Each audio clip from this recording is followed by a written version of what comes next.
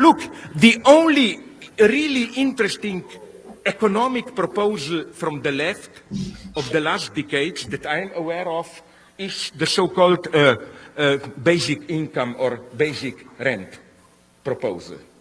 I think it's almost a symptom of our state today. It's, I claim, an impossible dream. The dream that capitalism itself, that we can keep it and make it work in a socialist way, as it were. It has one very good, you know what's the basic idea? The basic idea is that each citizen, independently of his status, it has nothing to do with our employment, should be guaranteed, should get from the state a certain minimal income which enables him or her survival with a minimally decent standard of living. The idea is that in this way you solve the problem of unemployment, you solve the problem of consumerism, because like by giving money to the people you will have enough demand on the market to prevent crisis and so on and so on. Then one element which really is attractive to me, that we know all that in the market the one who sells his work is in his labor force rather is in an underprivileged situation. Like you don't have really a choice. You have to sell yourself to survive. Here, the choice to work or not would have been a real choice. Like you do it or you can say, no, I will not work. But the problem here is that if you try to locate this proposal into a classic Marxist perspective, you see how crazy it looks. First, it's a rent. This is why in Brazil they are right to call it renta básica, the basic rent. So already today we have rent emerging as the main source of the profit in new digital industries. It's clear that what the source of Bill Gates' wealth is not the old profit, it's rent. Bill Gates is doing, to give you a simple explanation, I developed this in my new book in the last chapter. The way I read Bill Gates' wealth is that I know you can play these boring old Marxist games that it's extra profit from the... I don't think it really works. It's rent. In what sense? We should be here, go to the end, critical of Marx himself where needed. You know, Marx had that wonderful insight in that famous passage from his Grundrisse into how, with the key role of knowledge in the production process in all senses, from scientific knowledge to expertise, time, this so-called labor theory of value with time spent of labor and the source of value becomes meaningless. And Marx then uses this famous term general intellect, that the true source of values is the collective knowledge, as it were. But Marx is here also at his lowest. He comes very close to a simplistic expectation that this means when capitalism will reach this level, it will simply collapse. He says it will become meaningless because labor, time spent on labor is no longer the source of value. Now, what Marx was not able to imagine, I think, is this, what he calls general intellect, collective knowledge, that it can itself be privatized and then sold, if you are in a monopoly position to market it, sold for not so much for profit as for rent. I think, correct me if I'm wrong, I think quite a good theory that this is what is happening today. On the one hand, we have people like Bill Gates. He succeeded through his market manipulation. I mean, every idiot knows that Microsoft is by far not the best program. Why do we all use it? Because he occupies the de facto, more or less, monopoly position, so it's not profit. We are paying the rent to be able to participate in the general intellect, as it were. That's what Marx didn't quite get it. On the other hand, Marx made another wonderful mistake when he insisted on that the only source of value is labor and so on. He gives a very unfortunate example, although his theory is right, of example, namely of oil. But exactly today, oil is a source again, but it's not profit, it's rent. And what I'm claiming is that if we add to all this, even the basic rent, then we have from the orthodox Marxist standpoint an absurd situation where we have a narrow productive core of old-fashioned workers and capitalists, and basically the large majority of society just exploits them. Those who collect rent, those who have natural resources, and those who don't work. For me, the conclusion is not that we should drop all these notions, proletarian, exploitation, and so on, but we should really redefine them. Another nice ironic point about basic rent idea is that, for example, in Europe, the great proponent of basic rent is Tony Negri. But it's funny, Tony Negri proposed in the last decade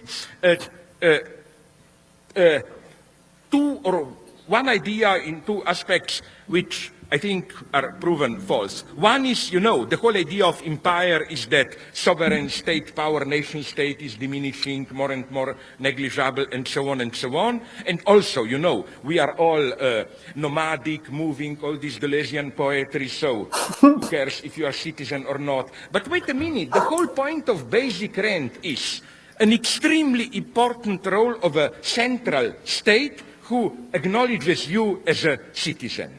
It's a rent for the privilege to be a citizen of a certain state.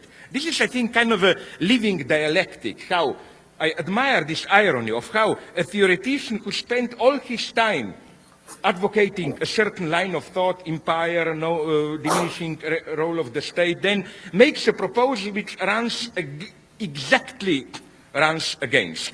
The dream is, as it is clear, you should read the guy, he's interesting, Robert van Parijs, a Belgian, I think, sociologist, who developed this notion of basic income or basic rent. His idea is that this is the only way to legitimize capitalism. I think it's yet another dream, but again...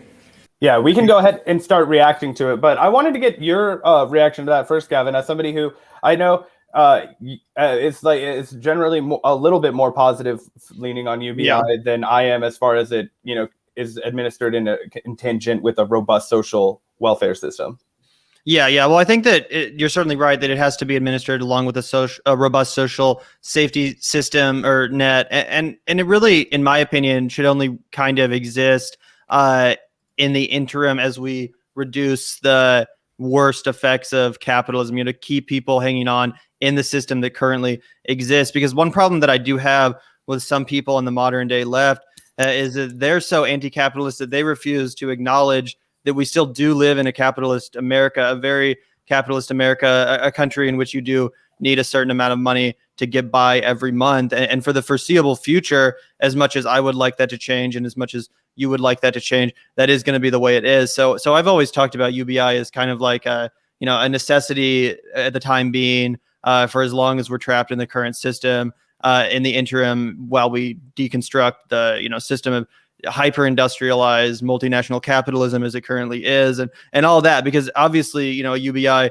does not end capitalism. If anything, it fuels capitalism. So ultimately, my take on the subject comes down to, I think that, rich people and poor people should both be able to eat, not just rich people, at least for the time being. And while we all work together to hopefully mitigate or dismantle capitalism and its worst elements and effects, I think a basic guaranteed necessity should be expected. And I believe that not just the case with income, but with food and with housing as well. And, basically any human right that you need to live a dignified existence. But that being said, I think that Zizek is absolutely spot on in his analysis here, and that it is kind of just glorified or band-aid capitalism that's not truly going to fix the issue.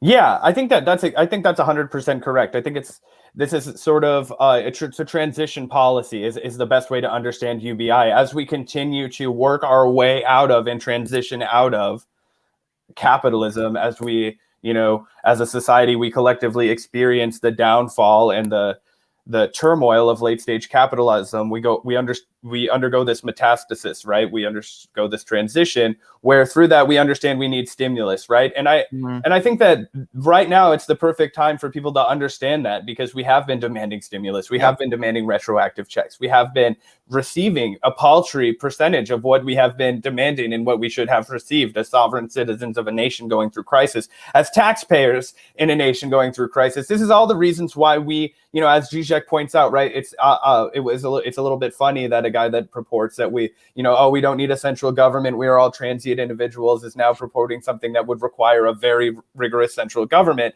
Yeah. And it's kind of like that whole issue with like Andrew Yang loved to go around and talk about how everybody from Milton Friedman to MLK liked UBI. And guess what? Guess why Milton Friedman liked UBI? Because he knew that the rich could figure out a way to get out of paying the taxes that would go to whatever UBI program there was. They would then vacuum up the wealth, and it would fall on the upper middle and lower middle classes to pay the taxes that were going back to everybody else anyway. And it would be part of the whole grift that all of American society is built on, right? Yeah, absolutely. And also, I mean, we've talked about big tech a lot, and the fact that certain companies, Amazon namely, would probably actually love the concept of UBI because, again, it would only fuel their profits. More people now have more money to spend on Amazon, but again, it's not really a redistributive policy because it's not taxing people to generate that UBI, at least not in Andrew Yang's plan or those which have been realistically laid out here in America. Again, it's not really a redistributive policy. It's just generating more money. So there's more capital to spread out to then spend and again, fuel capitalism, which of course is terrible for the global South, as Vina Duval pointed out. It's terrible for the conditions of a lot of people in a lot of parts of the world. So, both things need to be mitigated at once. And if we are going to do a UBI, I've advocated for doing it via a redistributive policy versus, and I guess technically taxing the automation industry would be considered redistributive, but I would go more far and just, really tax the rich, tax more aggressive America, policy. Yeah. Tax companies like Amazon to the teeth and force them to pay for it. That way, to whatever extent that money is, going back to Amazon, at least it's coming from their coffer to begin with, or at least they're paying their fair shares, Oh, 100%. Exactly. And so I guess I share your kind of analysis of this, which is that I think that Zizek is spot on. And he hits the nail on the head that this is kind of like everybody trying to have their cake and eat it too. He goes on to talk about his critique of cultural capitalism, which is what we'll get in to our next segment, why he hates companies like Tom's Shoes, Starbucks, people who are like promising that 1-for-1 model because, it's obviously bad faith and, not, going to solve any of those broad scale problems. I think that one thing that is it must be considered, though, is what you mentioned, Gavin, the alleviation of the immediate suffering of the American people and the fact that that is largely enabled through economic stimulus, right? And we have that ability to inject capital, and we've demonstrated that, and our government has demonstrated that it has that ability. The only thing is it needs to direct that stimulus at the people instead of the corporations, which it's continued to do for fucking eternity.